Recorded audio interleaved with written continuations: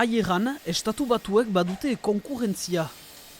Hemen ari gira emotiatzen euskola, ikusten duzun bezala. Badu bi urte eragin fabrikak euskola hemen fabrikatzen duela tresna modernoekin, aurten errezeta berria pikoan ezarri du, edari sukratuen gaineko zerga saiestuz.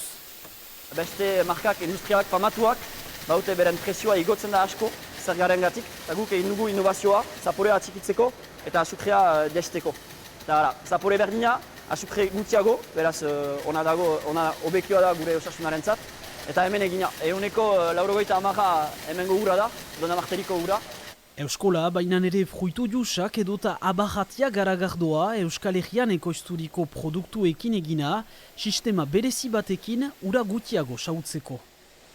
Inbertsio bat egin dugu, 120.000 eurokoa, erosteko makina bat, gure ur guztiak, enbotiatzeko makinaren urak, garagotegiaren urak ez eta gastatzeko, eta berriz filtratzeko, tratatzeko eta berriz igortzeko makinari.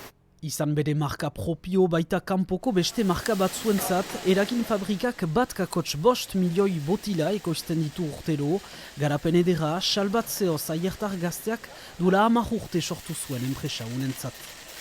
Inbertsio hori aieran egin dugu 2022an, zinez hori urratx handi bat izan da, lan enplegu asko sortu ditugu, 10 baino gehiago.